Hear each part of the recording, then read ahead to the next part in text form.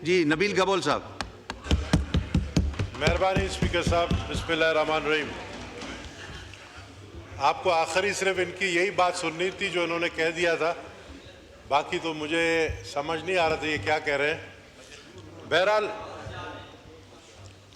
Sir, ये जो budget है हमें समझ खुद नहीं आ रहा है कि जब फाइनेंस मिनिस्टर साहब ने ये बजट जब पेश किया यहाँ पर कौमी असेंबली में, और आपको पता है बजट पेश करने के बाद उन्होंने साथ में बैठे हुए एक मिनिस्टर को कहा, मैं नाम नहीं लूंगा, मैंने सुना खुद, और कहा कैसा लगा मेरा मजाक बजट पेश होने के बाद। तो ये बजट टोटली मजाक है इस कौम के साथ, इस आवाम के साथ। आज जो सूरत हाल है जिससे हम गुजर रहे हैं, ये बजट अपनी जगह, बजट पे मैं आऊंगा बाद में, लेकिन सर मौजूदा सूरत हाल हमारे मुल्क के लिए हम अफोर्ड नहीं कर सकते हैं कि जो यहाँ पर बैठकर हमारे, आज आप देखें हमें डिप्टी प्राइम मिनिस्टर थोड़ी देर के लिए नजर आया, शायद मुझे लगा वो डिप्टी प्राइम मिनिस्टर है, वही था, पता नहीं गायब हो गए, आते शक्ल दिखा के चले जाते। जिस तरह हमारे एक भाई ने कहा, जब मैं 2008 में एमएनए था तो प्राइम मिनिस्टर यूसुफ रजा गिलानी डेली बैठते थे इस सीट के ऊपर और वो एक एक चीज खुद नोट करते थे और खुद फिर उनका जवाब दे देते। मैं आपको एक छोटी सी मिसाल दूं डेवलपमेंट का काम का एक तरीका, मैं आप लोगों को एक छोटी सी मिसाल दूं कि जब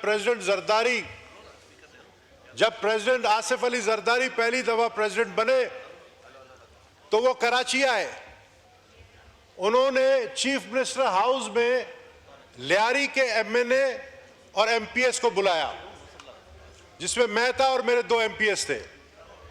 उन्होंने सिर्फ एक सवाल किया कि पाकिस्तान पीपल्स पार्टी की हुकूमत आई है, पाकिस्तान पीपल्स पार्टी का प्राइम मिनिस्टर है, प्रेसिडेंट है, मुझे बताओ लियारी के लिए ऐसा क्या करना चाहिए जो लियारी के लोग खुश हो जाए।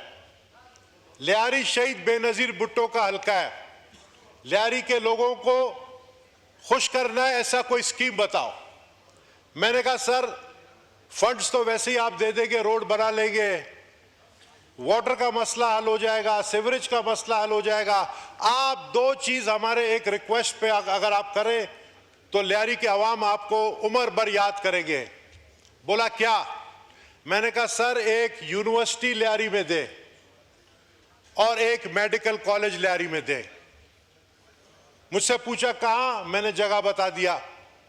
आप यकीन करें उनको, उस वक्त उनके प्रिंसिपल सेक्रेटरी थे सलमान फारूकी साहब, शर्मिला फारूकी के शायद चाचा थे। उसी वक्त उनको बुलाया, बोला नोट करो, लियारी को यूनिवर्सिटी देना है, लियारी को मेडिकल कॉलेज देना है और ये जल्द अज जल्द ये काम करवाओ, और फेडरल बजट से, फेडरल गवर्नमेंट के एलोकेशन से आप यकीन करें विद इन 15 डेज वो एलोकेशन ऑफ फंड्स हुए और महीने के अंदर प्रेसिडेंट जरदारी साहब ने उसका संगे बुनियाद रखा। और आज लियारी के अवाम पीपल्स पार्टी को, प्रेसिडेंट जरदारी को इस बात पे याद रखते हैं कि शहीद बेनजीर भुट्टो यूनिवर्सिटी, जिसमें सिर्फ लियारी के लोग नहीं पढ़ते हैं, पूरी कराची से जो है वहां पर लोग आके 5000 स्टूडेंट्स हैं हमारे पास वहां पर। इसी तरीके से शहीद बेनजीर भुट्टो मेडिकल कॉलेज बनाया गया, हर साल 20 डॉक्टर्स वहां से निकलते हैं एमबीबीएस करके। ये होते हैं काम, ये होते हैं आप सहूलत देना। ये यहां पर आकर हम डिमांड्स करते हैं हमें बजट दो, बजट आपके पेपर्स में तो बजट दे दिया जाता है लेकिन काम कुछ नहीं होता है। सिर्फ हमने वो दौर देखा 2008 से 2013, और मैं तो साफ बोलूंगा हमारी पार्टी की पॉलिसी जो भी हो, हम इस बजट को कैसे पास करें जब ये बजट सिंध दुश्मनी पर उतर आया है, जब ये वफाकी हुकूमत सिंध को सुतेली मां वाला सलूक देता है, जब ये हुकूमत जो फंड्स एलोकेट करता है वो तीनों सूबों को तो वो फंड्स दे देता है कि जी हमने खत्म कर दिया है पीडब्ल्यूडी का जो डिपार्टमेंट है, इदारा है, अब हाउसिंग एंड वर्क से देंगे। बलूचिस्तान को दे दिया, केपी को दे दिया, पंजाब को दे दिया, सिंध को नहीं दिया। क्यों नहीं दिया? या तो वो डरते हैं हमसे, या हम पे भरोसा नहीं करते हैं, या वो समझते हैं कि सिंध, जब हम सिंध की बात करते हैं तो हम पीपल्स पार्टी की बात करेंगे। बाकी आपके पास तो माशाल्लाह ये एमक्यूएम वाले बैठे हैं, आप जैसा बोलोगे वो करेंगे। वो मेरे ख्याल में एमक्यूएम नून नाम रख दो तो अच्छा है। सिंध में शोर बचाते हो, यहां पर आप लोग आके उनको सपोर्ट करते हो, और तो आप एमक्यूएम नून नाम रख लो। आप कम से कम सिंध के साथ तो वफादारी करें। नो क्रॉस टॉक, आप चेयर को एड्रेस करें। सिंध के साथ स्पीकर साहब, मैं इनको यही अपने साथियों को मैं बता रहा हूं कि सिंध के साथ तो वफादारी करें। आंटी जरा सब्र करें, आप चेयर को एड्रेस करें। गबोल साहब चेयर को एड्रेस करें। वो आंटी को गुस्सा आ गया तो मैं इसलिए इनको कह रहा हूं। तो नहीं, आंटी तो है ना, मेरी बड़ी है, तो मैं सिर्फ ये कहूंगा कि ये सिंध का मामला है। सिंध के बजट खा लिए, सिंध गवर्नमेंट को नहीं दिया। हमारे चीफ मिनिस्टर लड़े हैं, हमारे चीफ मिनिस्टर ने 4 जून को, अभी अगर बैठे होते इसाक डार साहब, उनको मैं याद दिलाता था, ये 4 जून का जो है फैसला था एनईसी मीटिंग में, कमिटमेंट किया इसाक डार साहब ने और एहसन इकबाल ने, कमिटमेंट किया कि ये प्रोजेक्ट्स, ये फंड्स एलोकेशन हम सिंध को देंगे, और ये फिर गए हमसे कि जी जो कुछ हमें देना था इनको 87 बिलियन, तकरीबन 87 बिलियन, और दिया कितना पेपर पे? 64 या 65 बिलियन। हम भीख नहीं मांग रहे हैं। ओ भाई मेरे इसाक डार साहब, आप डिप्टी प्राइम मिनिस्टर हैं, शहबाज शरीफ साहब आप प्राइम मिनिस्टर हैं, पाकिस्तान पीपल्स पार्टी के वजह से, उनके वोटों के वजह से आप यहां पर प्राइम मिनिस्टर बन के बैठे हैं। ये हमारे 70 वोटों के वजह से आप प्राइम मिनिस्टर बन के बैठे हैं। नाराज मत करें, ना छेड़ मलंगानू, हम मलंग लोग हैं, हमारी बदवा बहुत लगती है, हमारी काली जुबान है, हमें मत छेड़ो, नहीं तो 5 मिनट लगेगा। हुकूमत आपकी यूं, आपकी हुकूमत केलदास साहब, सिर्फ एक मिनिस्टर नजर आ रहे हैं, और वो आप लोगों को भी मैं मुबारकबाद देता हूं। हमारे सो कॉल्ड पीटीआई के हमारे एमएनएज हैं, अली मोहम्मद मेरा बड़ा अच्छा पुराना साथी, मेरे साथ एमएनए रहा है। मैं आप लोग की तरफ आ रहा हूं, एक तो आप लोगों को मुबारक हो, और स्पीकर साहब आप लोगों की बहुत मेहरबानी कि आप लोगों ने कम से कम उस तरफ बैठे हुए लोगों की शक्ल दुनिया को तो दिखा दी पीटीवी में।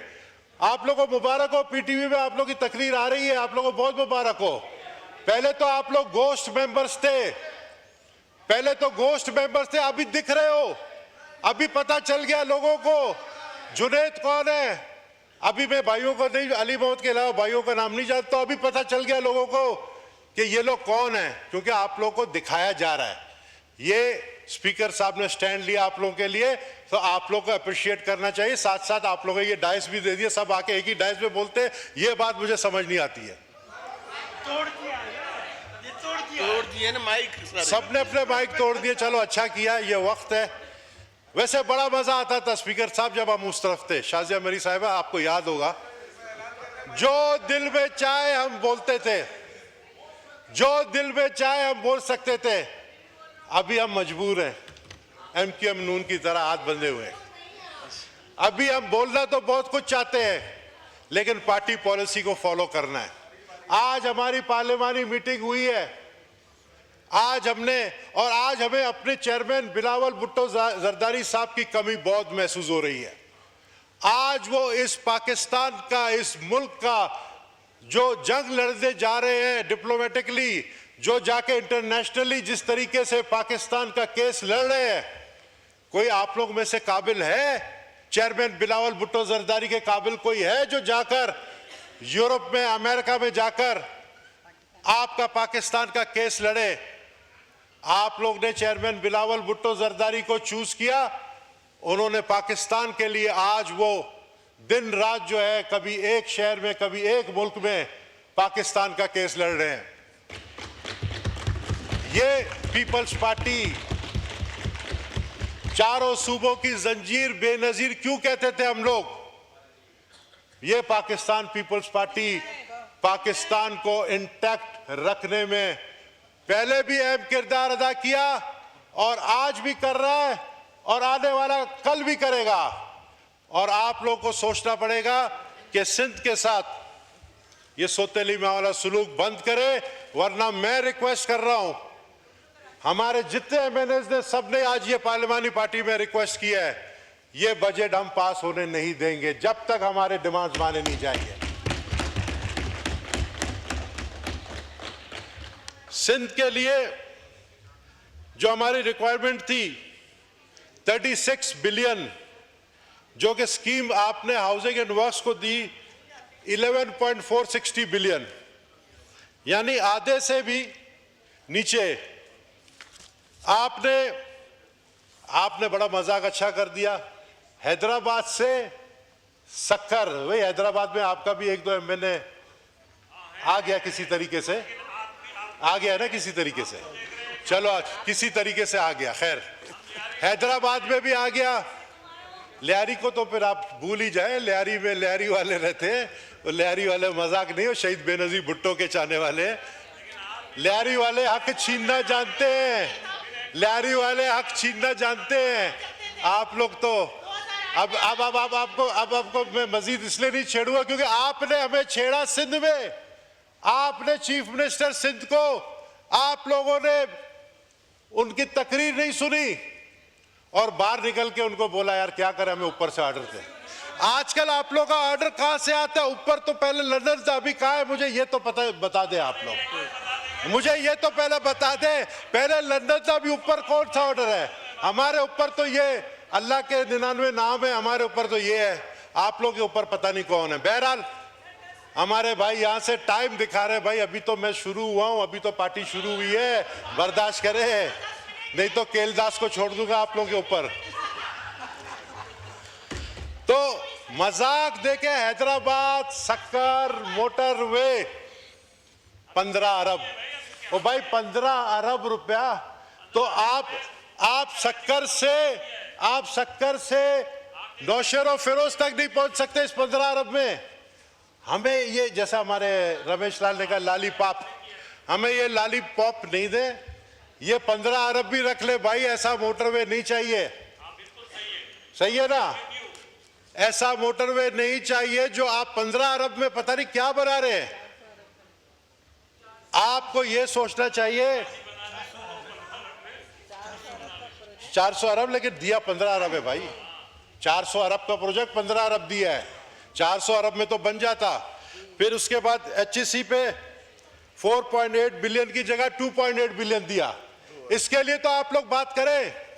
यानी मैं हैरान हूं, उस तरफ के हमारे मेंबर्स जो हैं उन्होंने इस बजट को मुस्तरद कर दिया, इस तरफ आधा तीतर आधा बटेर है, इन्होंने कभी एक्सेप्ट किया कभी उन्होंने रिजेक्ट किया। हम पूरे के पूरे रिजेक्ट कर रहे हैं, तो ये कहां से बजट पास होगा?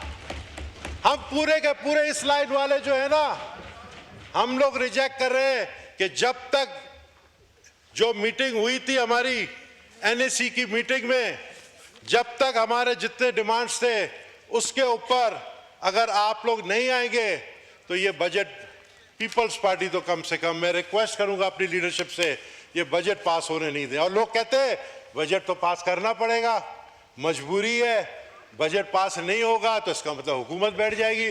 तो भाई इस वक्त हमारे 2 सीनियर गए हुए, खुर्शीद शाह साहब और नवीद कमर साहब, दोनों गए हुए हैं, अच्छी खबर लाएंगे। मेरे ख्याल में डिप्टी प्राइम मिनिस्टर साहब भी उसी मीटिंग में गए हैं और मुझे उम्मीद है कि अच्छी खबर लाएंगे। अब करप्शन का अब आप देखें, ये जो बनाया ना हमारे बैंकर ने, अभी बैंक के साबिक सदर ने, सेनेटर औरंगजेब साहब जो आजकल फाइनेंस मिनिस्टर है, उन्होंने जो बनाया है उसमें अगर आप देखें, आप अभी ये मैं आपको बता दूं, अपना हफीजुल्लाह साहब, हफीजुल्लाह आपका नाम है, सॉरी हफीजुद्दीन साहब, सॉरी हफीजुद्दीन साहब, आप देख लेना, हम लोग में से बहुत कम लोग आपको कारोबारी यहां पे मिलेंगे, हम लोगों से बहुत कम लोग आपको इंडस्ट्रियलिस्ट मिलेंगे, हम लोग ज्यादातर एग्रीकल्चरिस्ट है। ये जो पावर दिए गए हैं एफबीआर को कि कोई भी टैक्समैन, चाहे वो एसी लेवल का हो चाहे वो डीसी लेवल का हो, वो आकर आपको गिरबान से पहले पकड़ेगा, आपके दफ्तर से आपको निकाल के लेकर जाएगा, 2 दिन तक आपको बंद रखेगा, फिर आपको कहेगा कि आपके ऊपर ये केस डाला है। अब तो पुलिस की जरूरत ही नहीं है।